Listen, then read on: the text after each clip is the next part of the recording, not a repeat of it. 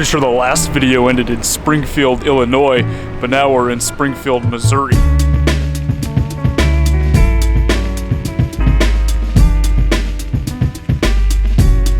I think there's a Springfield in just about every state, but I think these two in Illinois and here in Missouri are probably two of the biggest ones. Springfield, Massachusetts might be a little bit bigger by population, but these are some pretty big Springfields. This version of Springfield is like a really big college town. You have Missouri State University, Drury University, a bunch of other colleges in the area.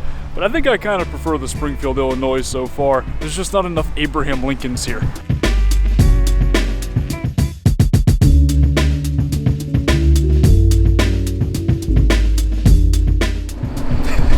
Pretty funny name for a donut shop. They're supposedly pretty well known around this area, the Hertz Donuts, but I just ate a pretty big lunch, so I think I'm gonna pass on getting one.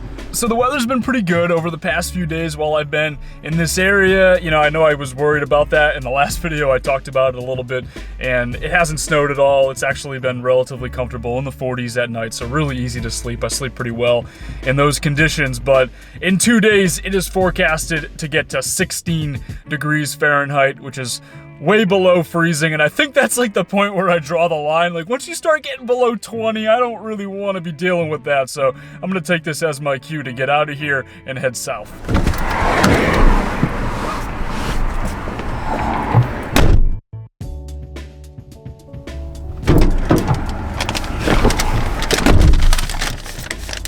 I decided to get a donut, okay? I couldn't help myself. They look so good, so irresistible. It'll be nice to have it to munch on while I'm doing this drive here. I think I got about 2 hours ahead of me. I'm planning to get to Fayetteville, Arkansas.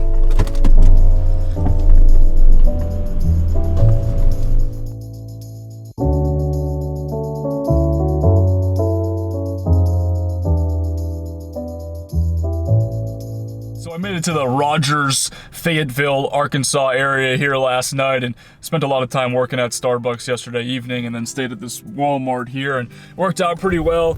Before moving on with this video, I kind of wanted to talk a little bit about what I've been up to this past week in Missouri. I know I mentioned that I was going to be going along Route 66, and I did take some footage with my own camera along with using the production crew's cameras as well. So I kind of want to share a little bit with you guys about what we did. It was kind of a little bit of a whirlwind, I guess you could say. Like, I'm trying to like look back on it right now and remember all the stories that we did, and I'm like forgetting about a couple of them and like having to like really think about it, because we did like 10 stories, 10 different interviews with 10 different people over the course of like 4 days and like 300 miles, pretty much across the entire length of Route 66 from St. Louis, Missouri, all the way to Carthage, Missouri, and then back to Springfield. So it was a lot that happened. We started in the eastern part of Missouri in a town called Cuba, Missouri, and I know I've talked about Cuba, Alabama before, and I always kind of chuckle when I hear the name Cuba, Alabama. Cuba, Missouri is pretty similar too, I guess. Cuba is just a pretty funny town name, but this particular Cuba is really well known along Route 66. It's a pretty famous stop, and they have the old Wagon Wheel Motel. We did an interview there, and that's a pretty iconic stop along the route, and then they've also got the old murals that are painted all along the city walls and stuff, and people come to see those as well. They kind of depict iconic scenes from history, you know, 1950s, Route 66 and things like that. So that was pretty neat. We also did a series of interviews at the Four-Way restaurant, which it was basically, it's an old gas station, right, that's been recently converted into a restaurant. It's called the Four-Way because it's for a long time it was the only set of stoplights in all of Cuba, Missouri, and everyone just knew it as the Four-Way. But so they opened this restaurant here, they decided to call it that, and they serve like Greek food and Mediterranean food, and they made a bunch of food for us to take footage of, and then the benefit, I guess, was that we got to eat all the food, so it was really good. Definitely a fun afternoon. And the next day we went to Lebanon, Missouri, or Lebanon. One thing that I noticed doing this route was that pronunciation changes drastically from St. Louis, Missouri down to Carthage, Missouri. Like, by the time we got to western Missouri, to Carthage area, nobody said Missouri like Missouri. They all said Missouri. So I don't know if that's like a north-south thing or like where that division is, but it was interesting to see how dialect changed and how people spoke differently in certain areas. I mean, it was kind of cool because we were doing so many interviews and listening to so many people that you really picked up on it, and I thought that was really interesting. But anyways, what was I talking about about? Oh, Lebanon, Missouri. We did a couple of stories there. The Rink's Old Food Market. I didn't really get any footage there, but that was pretty cool. That's a pretty famous stop along Route 66.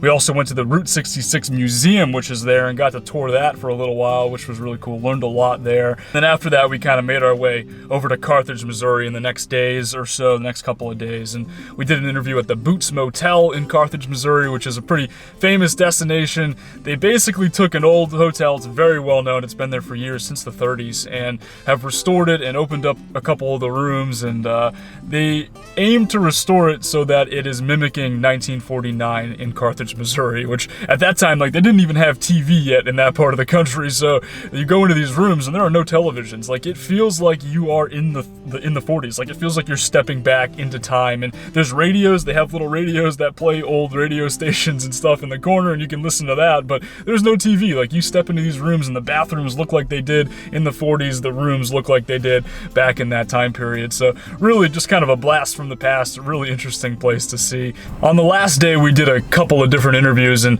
these were probably my favorite of the entire trip. I think that the last day was probably my favorite day. Not to say the other ones weren't really cool as well. They all were, but these last two ones were just really, really neat. And I know this has been a lot of information. I've been kind of sharing everything with you guys here, but I thought it was really interesting. Like, these stops along Route 66, I didn't know anything about them going into this trip and going into this project. And so I learned a lot, and I kind of just wanted to share as much of what I learned with you guys. And if you ever do travel Route 66, you'll have some ideas of places to check out in Missouri, at least. So I really liked it. The last day, like I said, we did an interview with Lowell Davis, who's a very well-known sculptor and artist, and we got to explore his Red Oak tomb.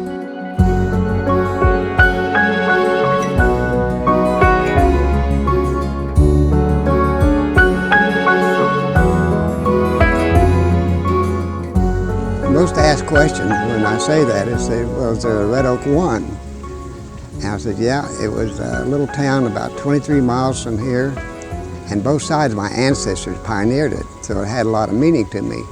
I had aunts and uncles and grandparents and cousins there. But then, and it was a thriving little community. And then the Second World War came along, and people started moving off to defense plants and to the military, and they really never came back. And so it slowly turned into a ghost town. About that time, I was making a lot of money with my art, and I didn't know what to do with it. And so I just decided to use that money to move the old Red Oak here on my farm. So this was a cornfield 35 years ago. So I moved everything in. That's my grandmother's house down in the end. That's my grandfather's blacksmith shop. And that old general store over there, I was raised in the back of that.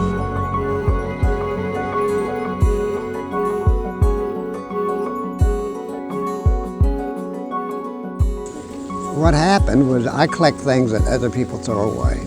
All this is what somebody else threw away or discarded. I just brought it here and put it back together, and it ended up looking like a town.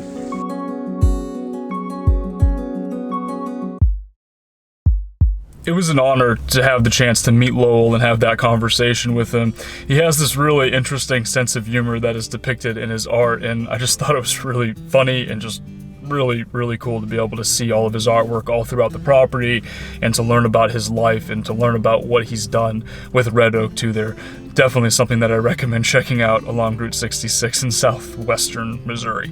And then after that, we went over to the Sinclair gas station, which of all the places that I've talked about in this video, I think that's probably the most well-known. As you're seeing the footage there, I'm sure some of you guys are recognizing it. It's pretty famous. And it's essentially a 1930s gas station. It's called the Gay Parita Sinclair gas station, and Gary Turner bought the property and kind of restored it and has, I guess, also made it into a little bit of a museum, I guess you could say. He's got all these antiques everywhere and everything like that, and he's since passed on. His daughter now maintains the property and lives on the property and shows it off, and they get like thousands of visitors every year. We even saw people come up and actually visit the place while we were there, a couple of different groups of people, and one was from California, and it was really interesting to see their reactions as they walk up to this old gas station. It's not functioning or anything like that, but there's all these old cars, and it's kind of a really neat place. Another blast from the past. I know I said that before. And I think that's kind of the whole theme of Route 66. I think that's kind of why people travel Route 66, is to feel that Americana, as you call it, or that feeling like you're stepping back into time, into the 1950s, into the 60s, back when Route 66 was a road that was traveled so frequently. So I don't know, learning all this past couple of weeks, it's been really interesting to be able to see it all. Definitely something that I'm going to remember for a long time.